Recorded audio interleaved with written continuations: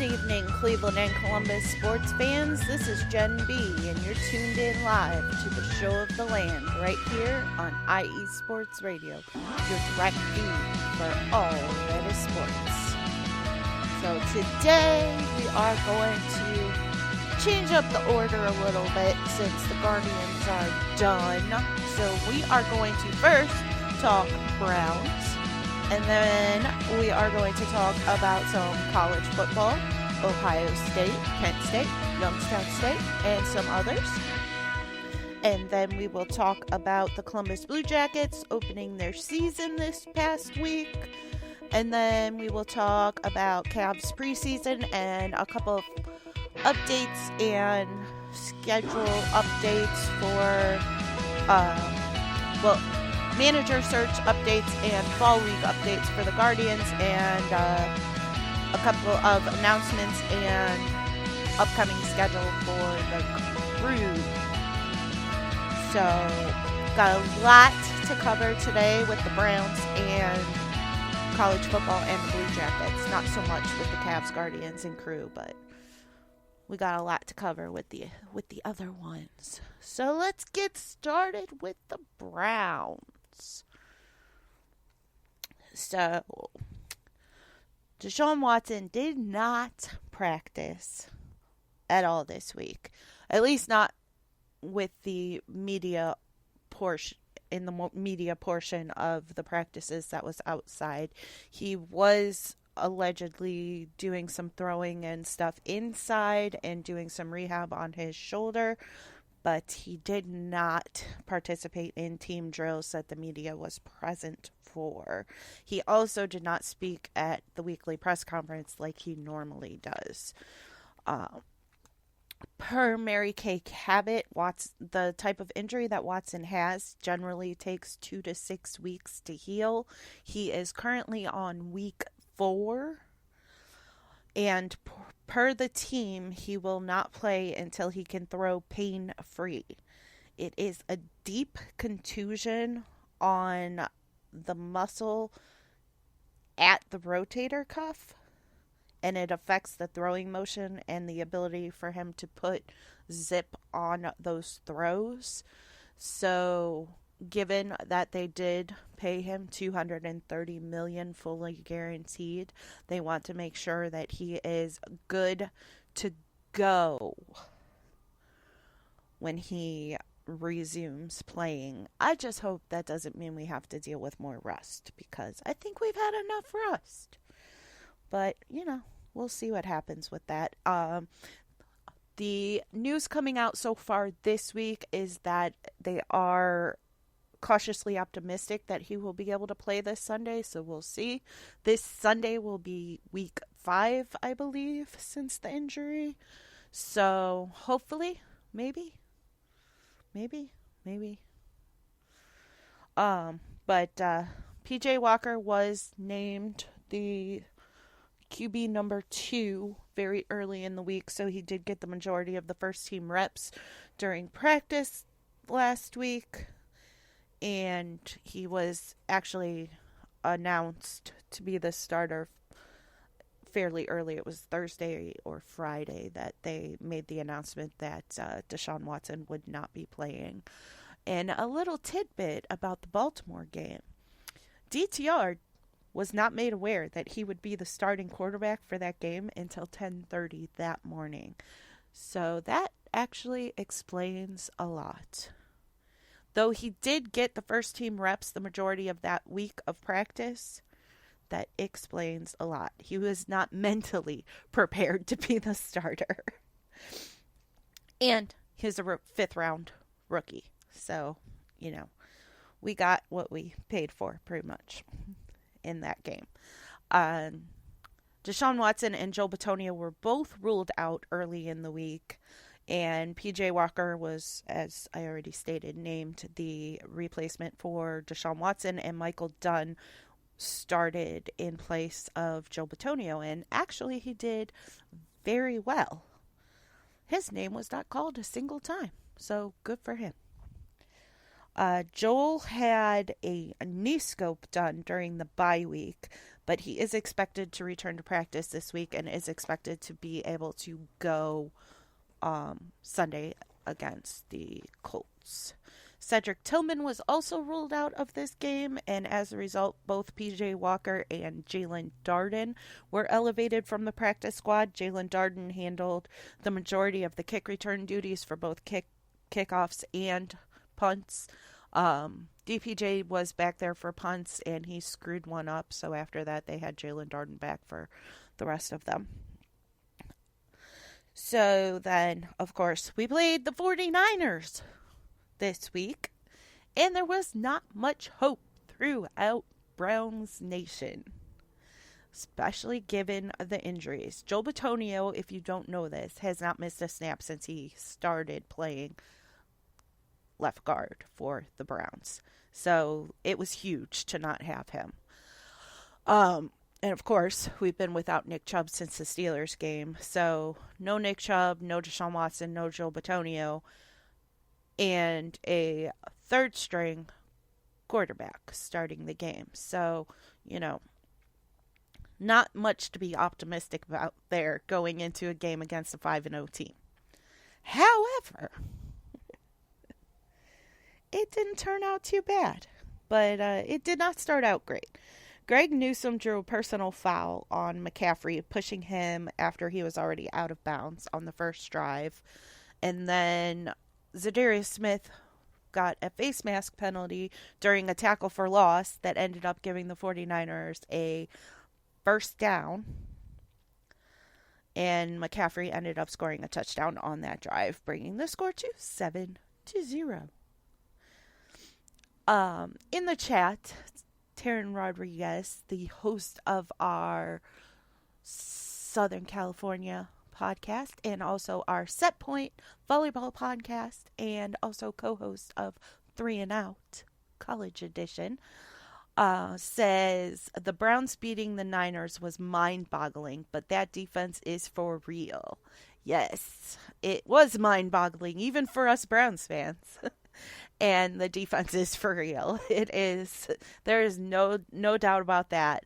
And he also says it looks like Jerome Ford is taking the running back one tag and running with it. Kind of feel bad for Kareem Hunt. I tend to agree. I get the reasoning behind it. Jerome Ford is the future. However, he does not have the experience.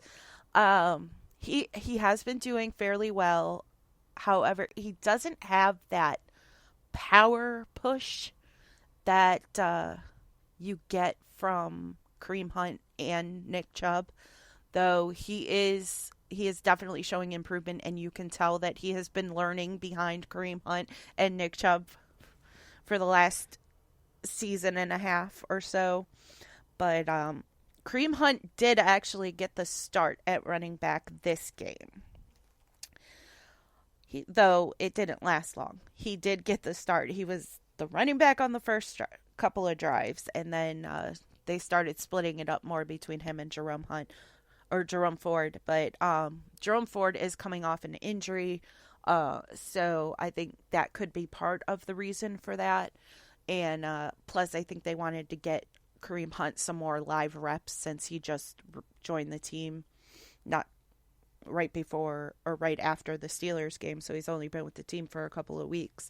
So I think they wanted to get him some more live reps, game time reps, to get him more back in game time shape. But he did. He had some great runs there in the first couple of drives. But then, of course, P.J. Walker threw an interception to Fred Warner. And P.J. ended up getting the tackle to prevent the pick six. And then JOK had a tackle for loss, creating 2nd and 18. And they held the 49ers to a 54-yard field goal attempt. That was no good. Then Marquise Goodwin had a 20-yard gain on an end around, which was amazing because they've been trying to do this end around thing with Elijah Moore for weeks now, and it has not been working, but it worked with Marquise Goodwin, and it was great. And then there was a touchdown pass to David Njoku that ended up being called back on a holding penalty on Wyatt Teller. And they ended up going for a 47-yard field goal that was also no good. Because once again, as is the case about 80% of this year in Cleveland, the weather was kind of crappy. And then the defense ended up holding the 49ers to a 23-yard field goal, bringing the score to 10-0. Then P.J. Walker threw a beautiful pass to Amari Cooper for 58 yards. And then Kareem Hunt had a nice little touchdown run, bringing the score to 10-7. And to end the first half, Corey Bojorquez kicked a gorgeous 69-yard punt, giving the 49ers no chance whatsoever to score before halftime, which was awesome. So the Browns started out the second half with the ball, and there was an amazing pass and catch from P.J. Walker to Amari Cooper on the sideline. He somehow managed to get both feet down in bounds. It was absolutely gorgeous. And it was a first down, and they ended up going for a 42-yard field goal that was good, tying the game up at 10-10. And then MJ Emerson had an interception. It was the first of his career and the first interception thrown by Brock Purdy this season. The Browns then ended up with a 46-yard field goal, bringing the score to 13-10 and giving the 49ers their first second half deficit of the season. Anthony Walker went out with a head injury that was later diagnosed as a concussion, so he is now in concussion protocol. Mike Ford was also being evaluated for a head injury. I have not heard any updates on him, so I am not sure if he was put into concussion protocol or not. PJ Walker then threw another interception that gave the 49ers first and goal. They got a touchdown on their first play, bringing the score to 17-13.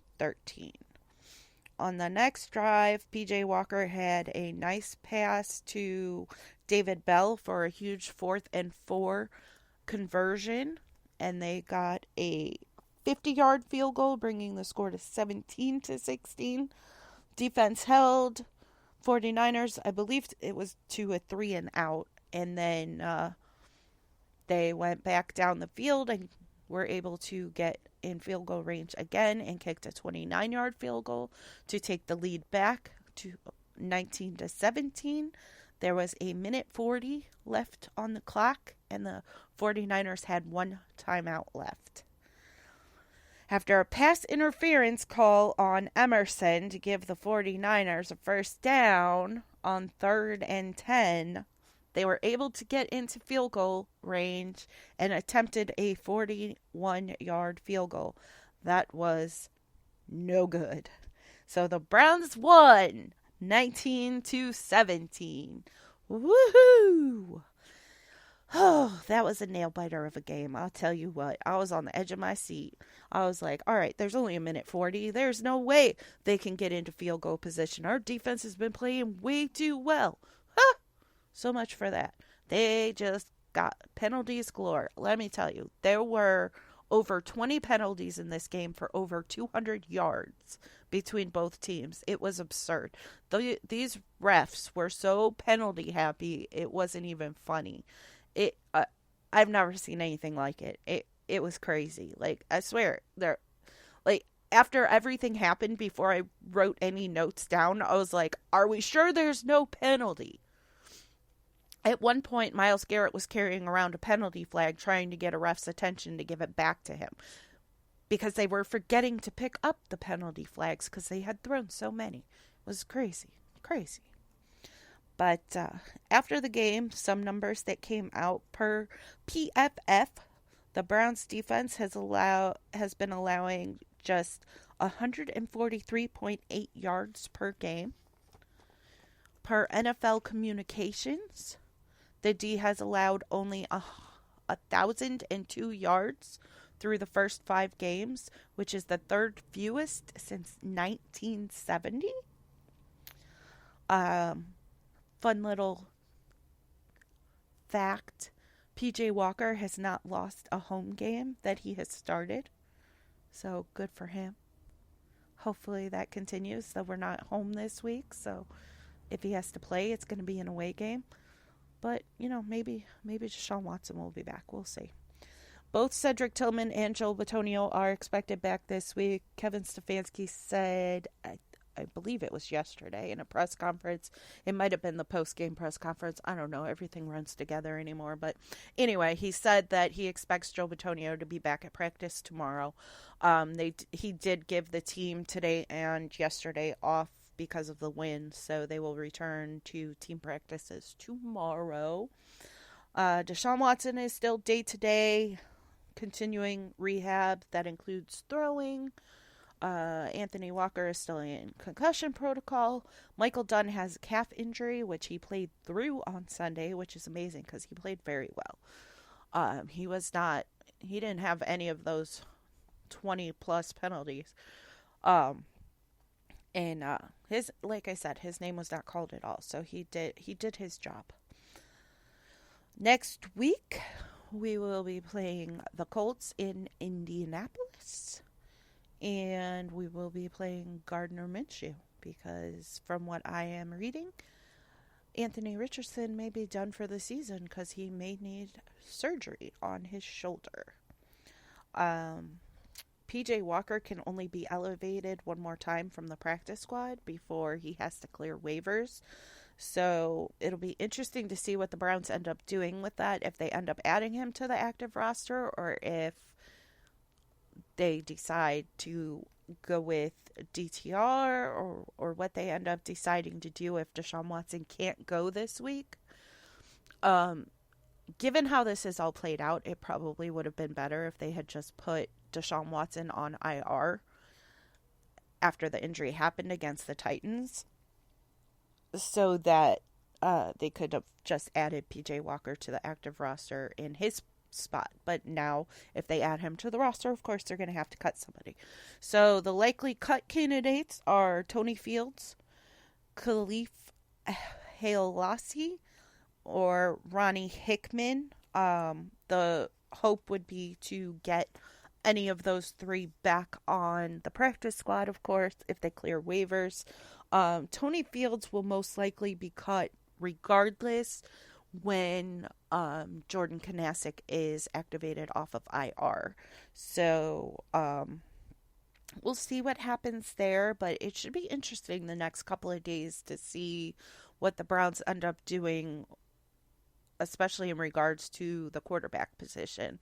It will give a lot of insight into how far along Deshaun Watson really is, on whether or not they end up adding PJ Walker to the active roster, because even if they do want to go back to DTR as QB2, they still need a backup for him if Deshaun Watson can't go. So PJ Walker would still need to be elevated if Deshaun Watson can't go. So we shall see what ends up happening with that. I have been very busy running around with my best friend today, so I've not been on the social media too much today, so I don't know if maybe something happened earlier today that I just haven't gotten to yet. But as of this moment, I am not aware that anything has changed with the status of PJ Walker.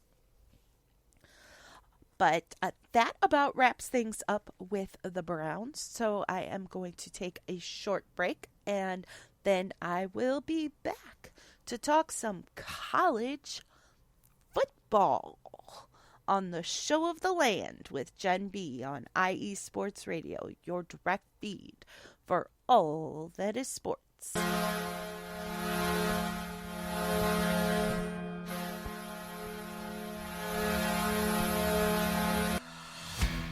hockey fans. I'm Adam Kernan. And I'm Zach Puplis. Together, we are the newest version of Hockey Talk on IE Sports Radio, The Neutral Zone. Zone. We love hockey, but we also know it's not everyone's first sport. So we want to make this show as much for new fans as for the diehards.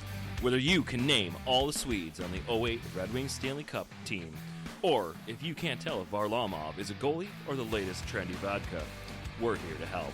With facts, figures, and outrageous fans, we bring you all the hard-hitting hockey news you can handle, while still keeping it fun and on the rails. Well, mostly. So tune in every week as we go around the hockey world, from college to Canada, the minors and the majors, and everywhere in between. So bring your cellies. And your one-timers. Your wicked wristas. And be sure to protect your five-hole. Catch the Neutral Zone every week on IE Sports Radio, your direct feed for all that is sports. We promise not to pick on the Arizona Coyotes every episode.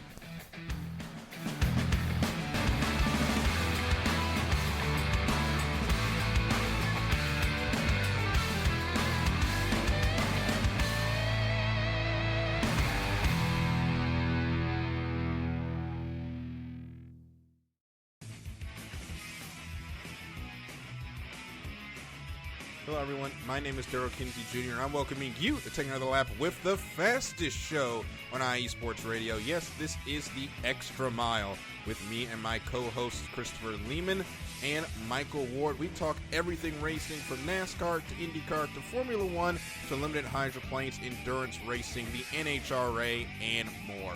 So come join us for an hour of great racing talk and a lot of fun as well on the Extra Mile, Thursdays at 8 p.m. only on IE Sports Radio, your direct feed for all that is sports.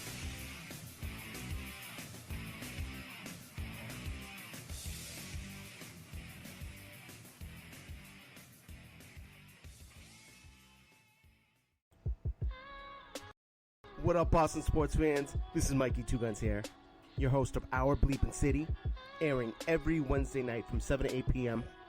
right here on IE Sports Radio, your direct feed for all that is sports. Please join me. We'll talk everything Boston sports, all the local teams, college teams. I'm even down to talk MMA, boxing, whatever you guys want. So join me every Wednesday night, 7 to 8 p.m. Chime in with your questions on the chat, tweet the show. We'll even have call-ins. I can't wait to hear from you guys. This is going to be a lot of fun. So once again, it's Our Bleepin' City. I am your host, Mikey Two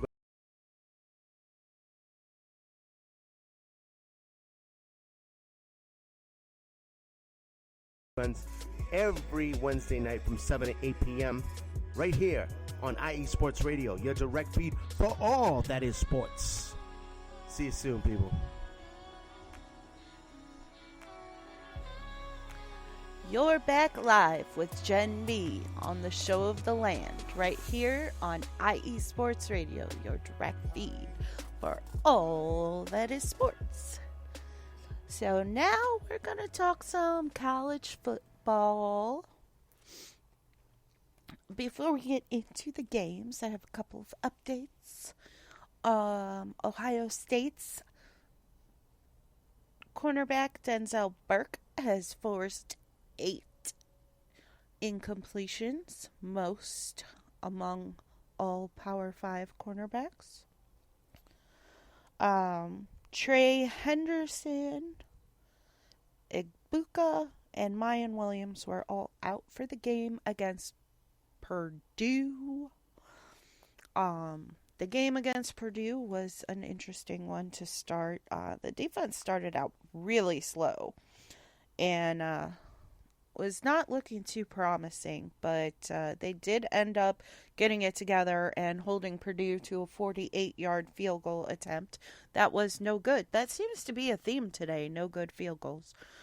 But anywho, then McCord threw a 14-yard touchdown pass to Marvin Harrison Jr., and the extra point was wide right. Another missed kick. Look at that. It's a theme. Bringing the score to 6-0. Devin Brown came in at quarterback in the red zone on the next possession and ran it in for a touchdown, and that extra point was good, so it brought the score to 13-0. On the next drive, Devin Brown again came in in the red zone and ended up fumbling at the goal line, and the fumble was recovered by Purdue. It was very close. Like, in real time, it looked like he fumbled it in the end zone, which would have been a touchdown, but when they slowed it down on the replay, you could see the ball came out just before he crossed the plane. Ugh, it was a bummer, but Purdue didn't score, so all good. Then McCord threw a 4-yard touchdown to Cade Stover to bring the score to 20-0. Then after the half, Dallin Hayden had a touchdown run to bring the score to 27-0.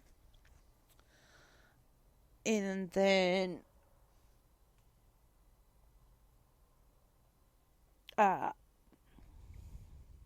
Ohio State held Purdue to a field goal attempt that was no good again. They were, at this point, 0 for 3 on field goals. Then McCord to Stover for another touchdown to bring the score to 34-0.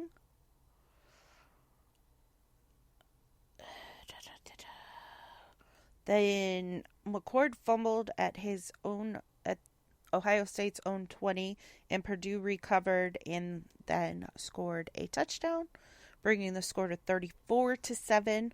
Devin Brown went in at quarterback for the fourth quarter and threw a 58-yard touchdown pass to Innis to bring the score to 41-7, and that was the final. Ryan Day is 33-0 against unranked teams, which is pretty impressive because his predecessors did not always fare so well against those unranked teams. But,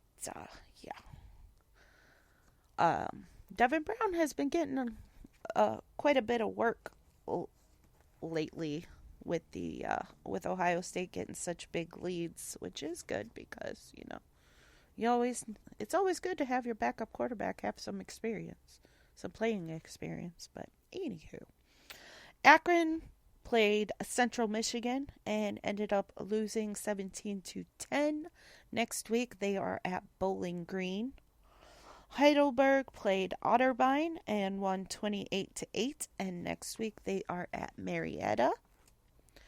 Ashland played Northwood and won 35-3.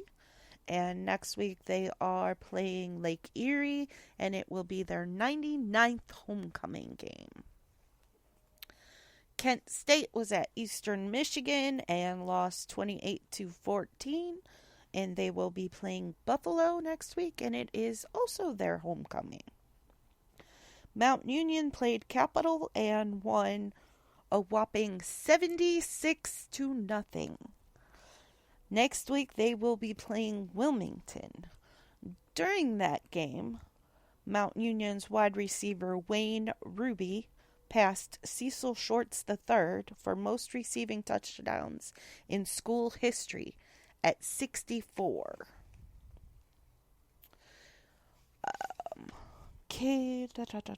Nope, not Cade. Hiram played Ohio Wesleyan and lost 19-18, and next week they will be against Oberlin.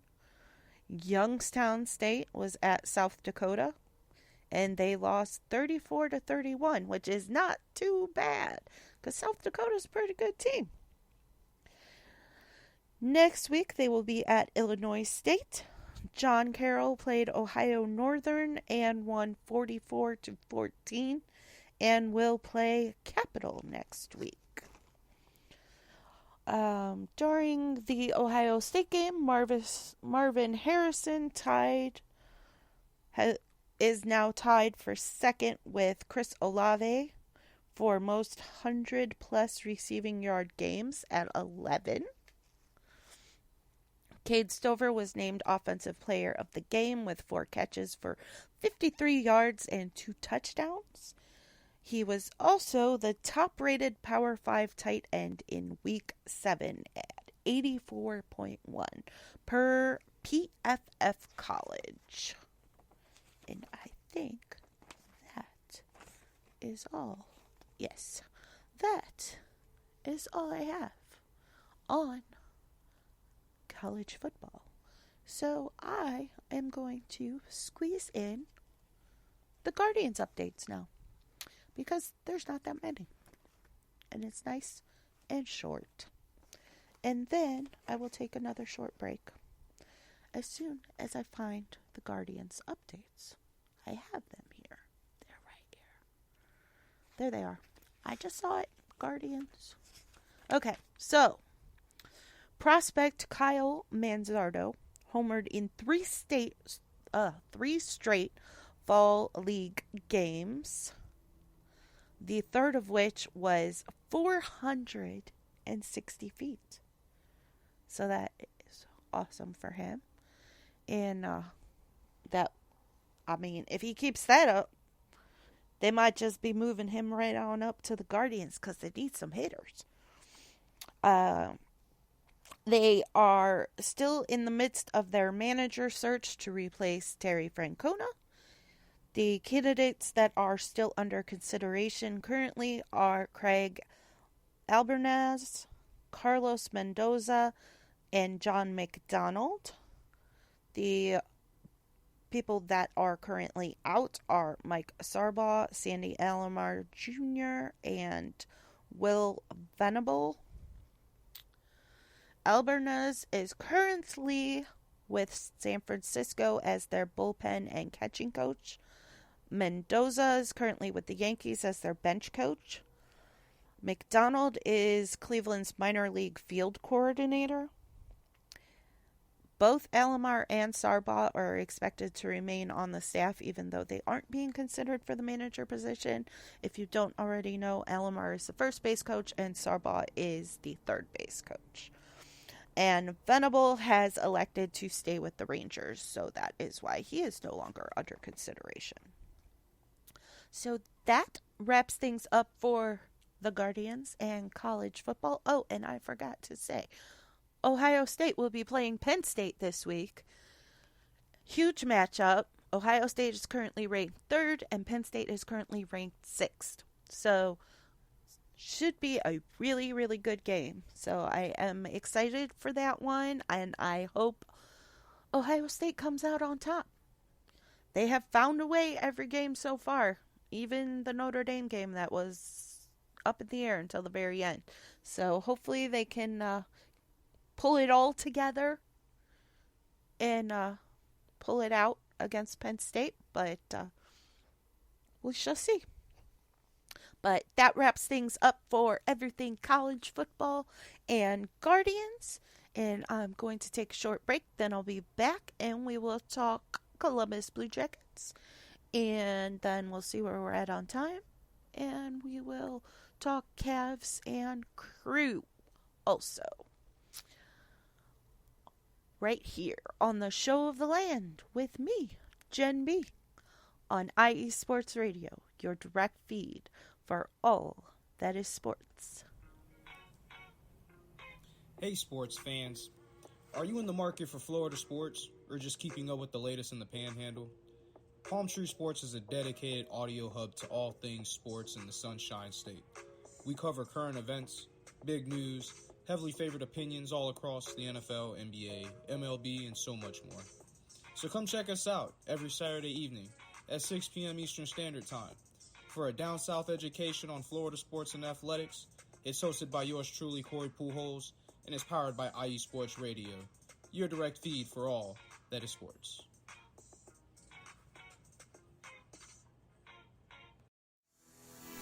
Sports fans, do you like teams that are tough, cities that are tougher, and fan bases that are passionate about their teams? How about teams that are historic and stadiums that are iconic? Then you belong in Chicago, and you need to check out Chi-Town Weekly. Join me, Adam Kernan, every week as we keep up with all things Chicago sports. Bears, Bulls, Blackhawks, Cubs, White Sox. We'll cover them all, plus more. The Windy City is always buzzing, and we'll keep you up on all the big games and major stories. So tune in to Chi-Town Weekly every week right here on IE Sports Radio, your direct feed for all that is sports.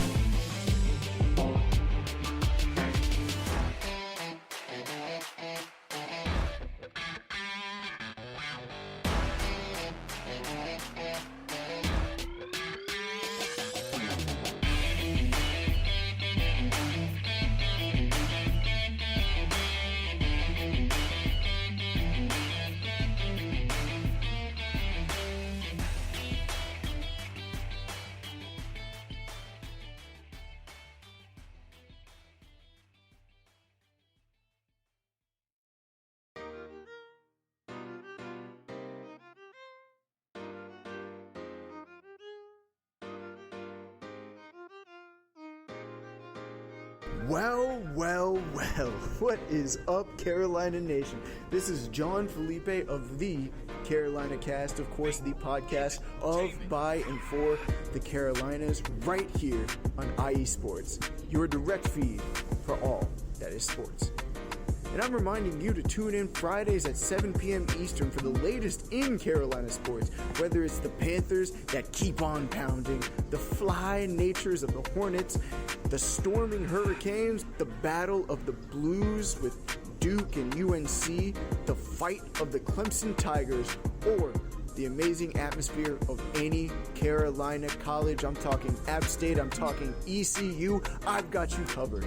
Once again, tune in for the Carolina Cast with me, John Felipe, Fridays at 7 p.m. Eastern Standard Time, right here on IE Sports Radio, your direct feed for all that is sports.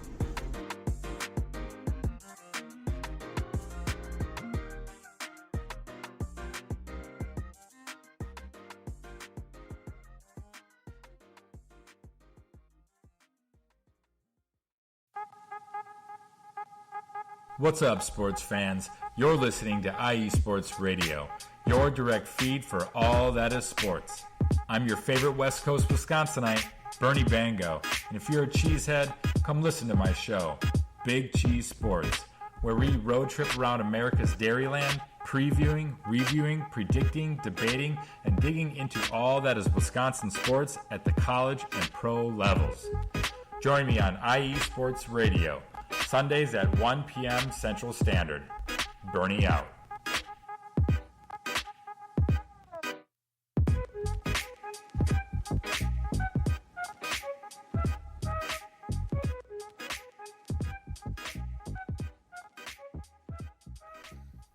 You're back live with Jen B on the Show of the Land right here on IE Sports Radio, your direct feed for all that is sports. So let's talk some Columbus Blue Jackets. So before the season started on Thursday, they signed forward Justin Danforth to a one-year extension through the 24-25 season worth $1.1 million. The 23-24 captains were named. The team captain is Boone Jenner.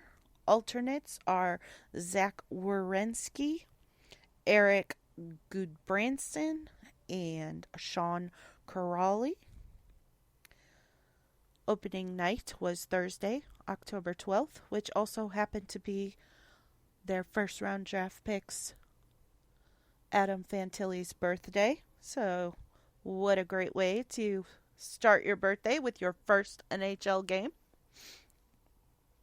They played the Philadelphia Flyers and ended up losing 4-2. Bean scored the first goal. Fantilli had the assist. So that was awesome for him. His parents were there. Everybody was so excited.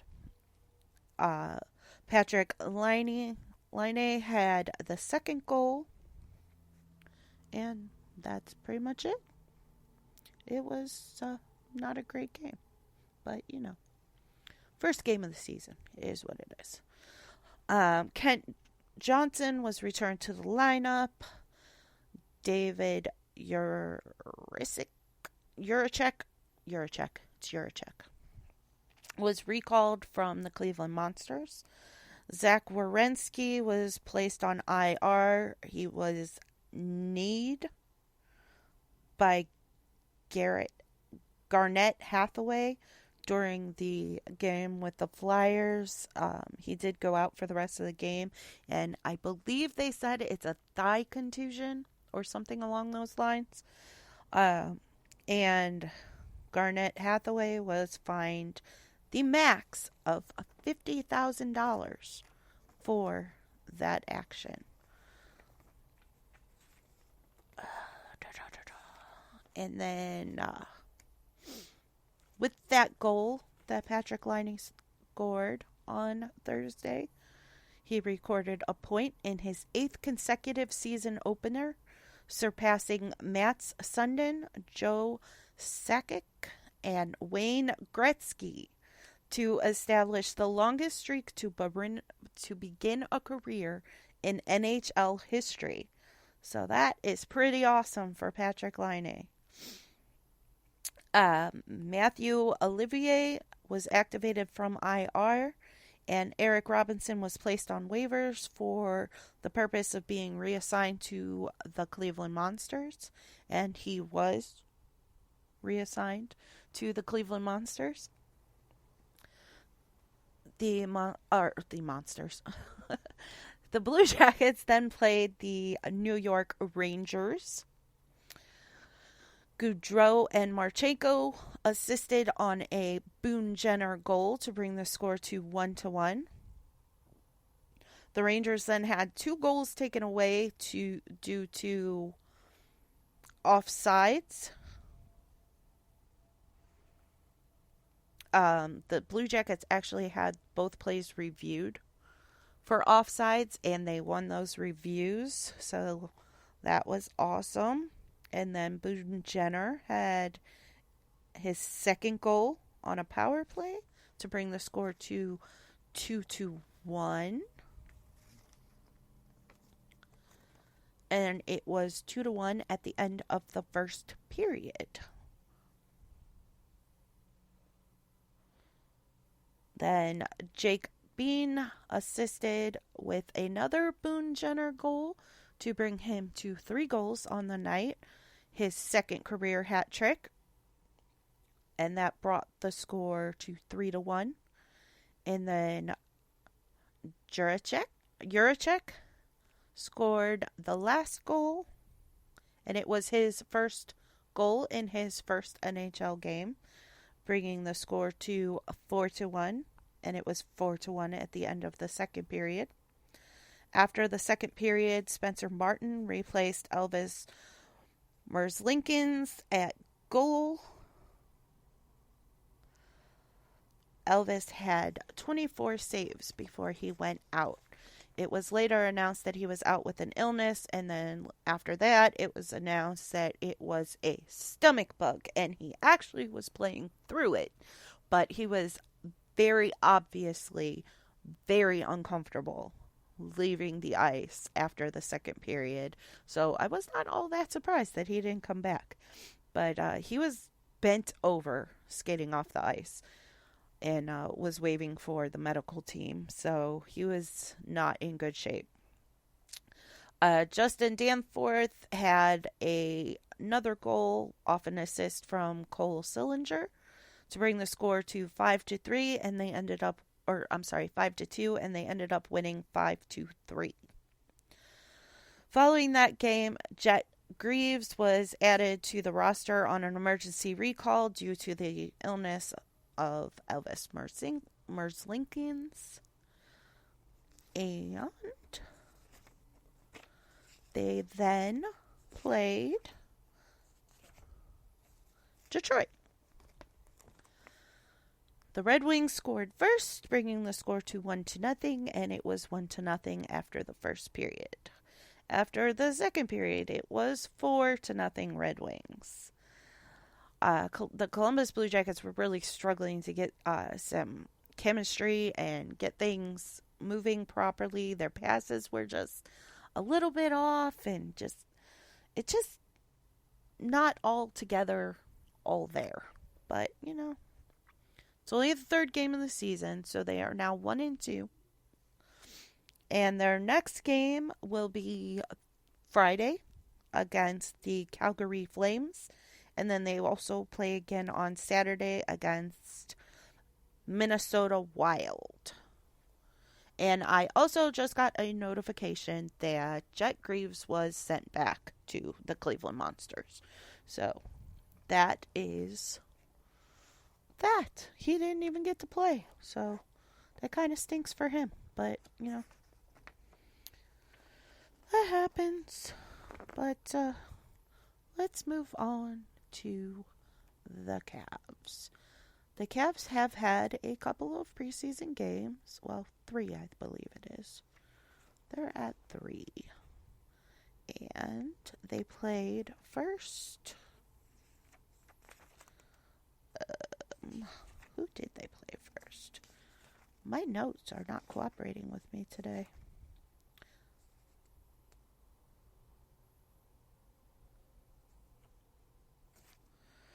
Oh, goodness me. They played the Atlanta Hawks. I know that. I just can't seem to find the notes on it. Ah, there it is. And they lost 108-107. I did not get to watch the entire game, but I did watch the beginning. And you could definitely tell it was their first game as a team. They are missing Jarrett Allen, who is still out with the ankle injury.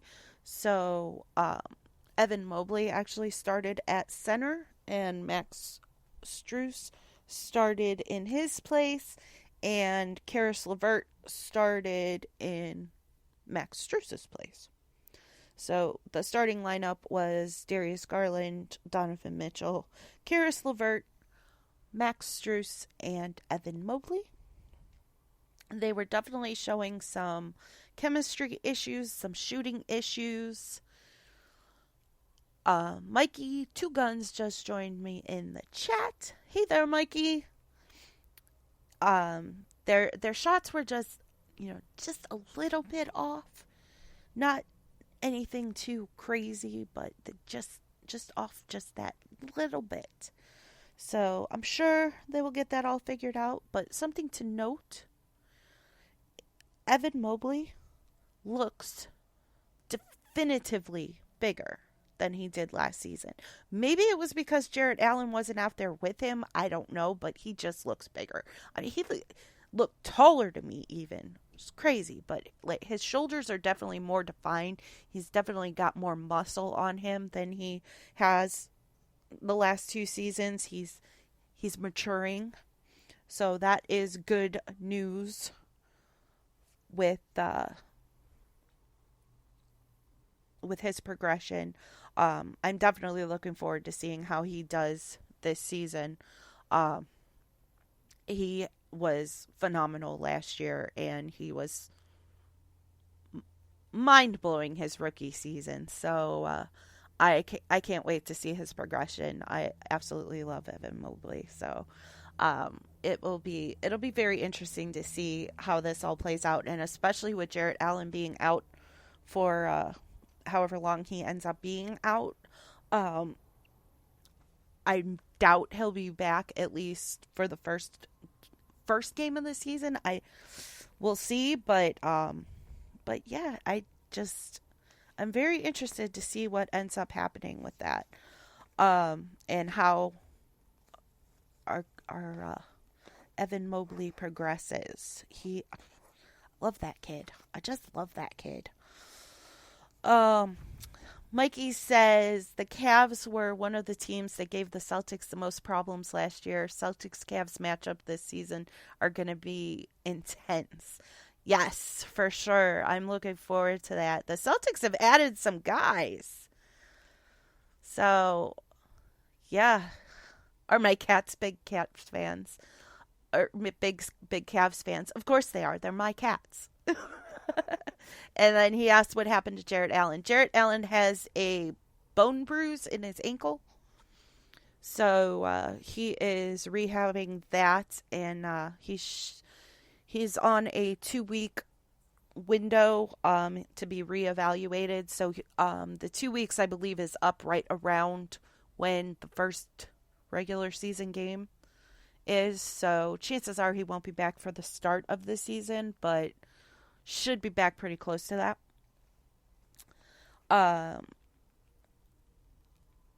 And where am I? Oh, the Hawks. Okay. And Isaac Okoro scored 19 points in 20 minutes played in the second half of that game against the Hawks. When I stopped watching, which was around halftime, they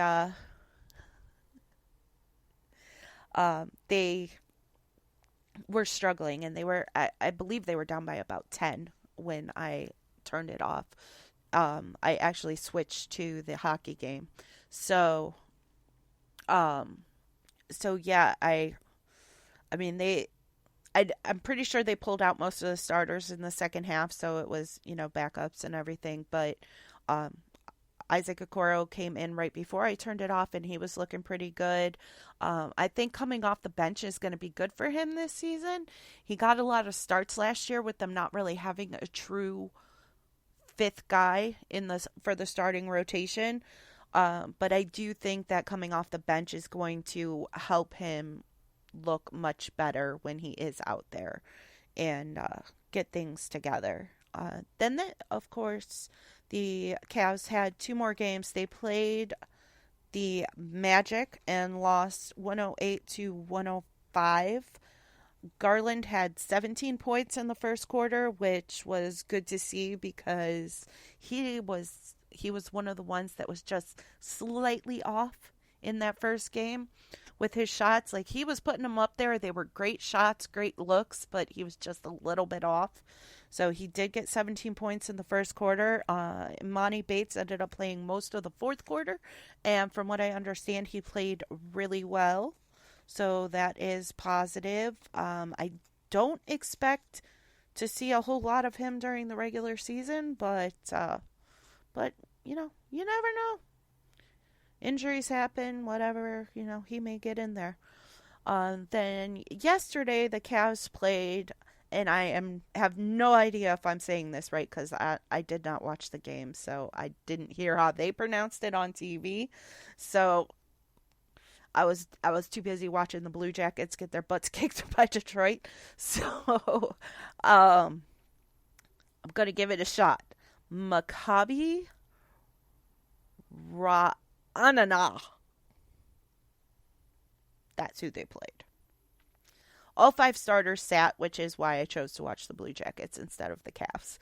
But they did win 120-89. So whoever Maccabi Ra'anana is, apparently not very good because none of our starters played. Imani Bates played very well from what I read. Isaiah Mobley was in there a lot. Dean Wade played very well. So,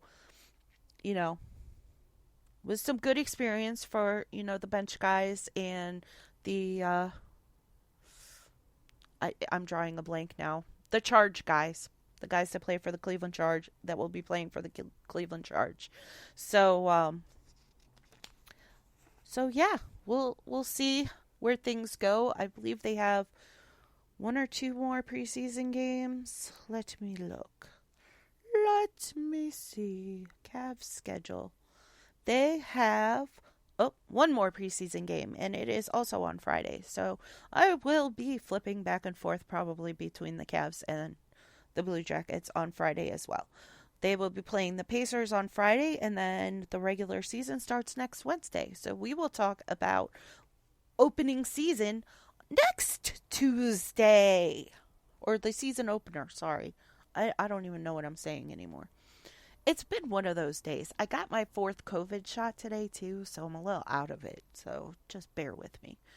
But yeah, So the Cavs will be playing on Friday, their last preseason game, and then they will start the season next Wednesday, which we will talk more about next week. In the chat, Mikey says the Cavs have a chance of winning it all this year. People there must be excited about them. I am so excited about the Cavs. I don't know about other people. I mean, a lot of people are. For the last few years, the Cavs have been the only thing we've had to be excited about for the most part. I mean, the Guardians give us a little bit, but, the Browns have not given us much at all. So, I love the core players on the team. Darius Garland does some things that just blow my mind. And then Evan Mobley is just amazing. I can't say enough how much I love that kid. And then, of course, there's Jarrett Allen and Evan Mobley together. Oh my God, they're just, they light things up. But yeah, I'm very excited about this team. I'm hoping they don't choke in the playoffs again like they did last season against the Knicks. That was awful. And thankfully I was in Chicago and unable to watch them get their butts kicked by the Knicks. But because it was, the first round of the playoffs, so all the games weren't available, or the game was only on local channels. So since I was in Chicago, I could not get it. So I did see the final scores, and I was sad. And I told my boss that I wasn't allowed to come to Chicago anymore during the Cavs playoffs because since I wasn't watching the games, they lost. So I told my boss, no more. Don't make me come to Chicago during basketball playoffs. But yeah, so I am very, very excited for the Cavs season. So, and I'm starting to get excited for the Blue Jackets, even though I don't know a whole lot about hockey. But I'm learning. I have, at this point, from watching a couple of preseason games, I have figured out what offsides is, and I have almost figured out what icing is. And I know what a power play is now. So I'm getting there. Guys. But we're almost out of time, so real quick, couple of things on the crew. Body Armor names their top 20 under 20 or top 22 under 22, and Aiden Morris came in at number 3, up from 19 last year. So congratulations to Aiden Morris. Their next match will be on Saturday the 21st against Montreal, and it will be their last regular season match of the season. They are currently 15, 9, and 9, and in 4th place in the East with the playoffs clinched. So we will see what the playoffs hold for them, and I will have more on that next week. But that will be all for tonight. But before I end things, let me just remind you about our sponsor, Planet Jerky.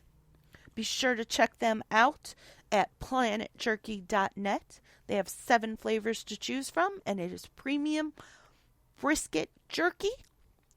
All packs are between $10 and $20, and it's free shipping with orders over $50. So definitely check them out at planetjerky.net. That is all for tonight. Thank you for joining me, Jen B, tonight on the Show of the Land, and be sure to follow me on X, Instagram, and Threads at BelieveLandGirl, on TikTok at Jen, Jenn, .BelieveLand, and you can follow the show on X at Show of the Land IE. Next up is the Buffalo Huddle with Patty Bax, and be sure to catch me next Tuesday at 6 p.m. Eastern on the Show of the Land for more on Cleveland and Columbus sports on IE Sports Radio, your direct feed for all that is sports. Have a great night, Ohio.